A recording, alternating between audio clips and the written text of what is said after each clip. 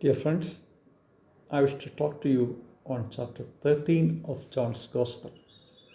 I'll be highlighting three verses. Verse 4: He took off his outer robe and tied a towel around himself.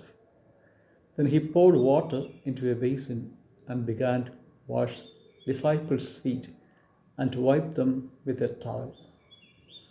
Verse 12: After he had washed their feet, he put on his robe and had returned to the table and said to them, "Do you know what I have done to you?"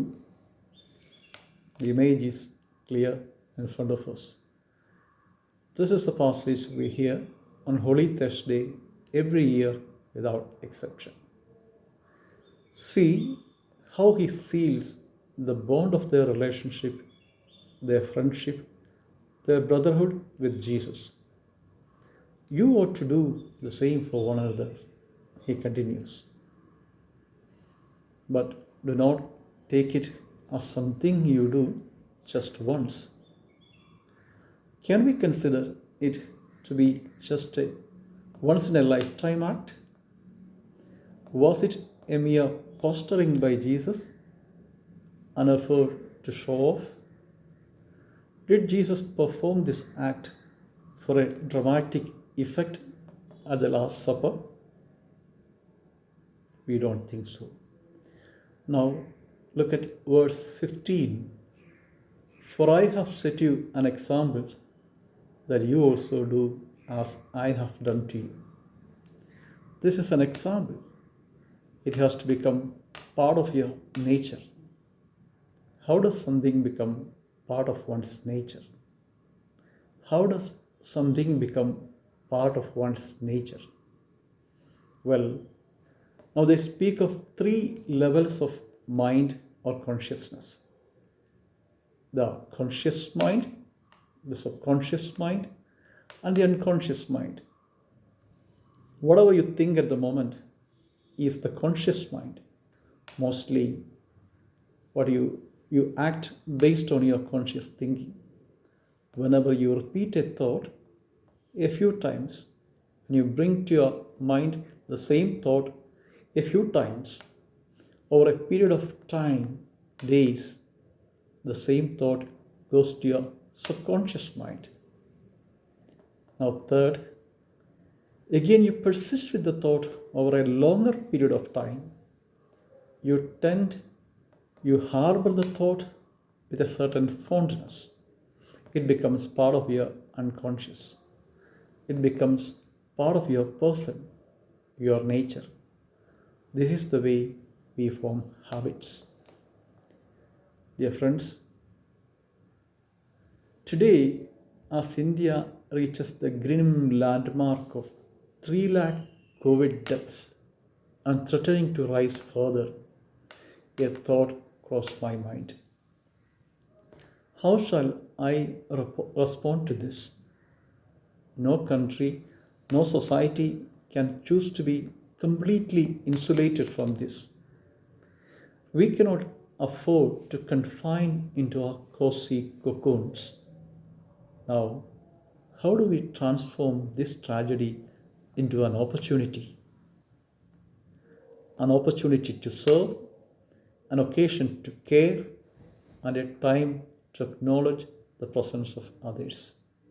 I said, an opportunity to serve, an occasion to care, and a time to acknowledge the presence of others. You read numerous examples of people opening up their kitchen and providing for people in need. People out in the road who transport the sick, bring oxygen and medicines and other supplies to the people affected. But where am I? I return to the Gospel 13 of John, now verse 34. I give you a new commandment, that you love one another just as I have loved you. I give you a new commandment, that you love one another just as I have loved you. Please set this verse beside verse 15, which says, "For I have set you an example." Here is the principle. The first was the line of action, the process, how to go about in life. Now, it's our turn to demonstrate that love in action. Time to combine the principle with our practice. Time to form habits. They say the way to hell is often paved with good intentions. The way to hell is often paved with good intentions. I know you have heard this proverb. We all have good intentions. The problem is that they remain as intentions. We stop at that. One must take action to do well. Good intention is meaningless unless it is followed by good action. Pope Francis repeatedly speaks of a culture of care. That is the hallmark of Christianity. Let us not leave it to the institutions, the NGOs, the church. We are accustomed to doing some charity. But charity should not be what you give away from our affluence. But charity is when you can hold someone with that embrace of the Heavenly Father.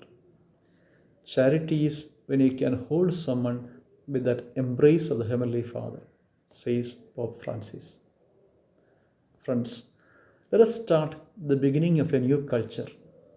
Let's begin a new culture, a culture of care, a culture of service, and an effort to acknowledge the presence of others. God bless you.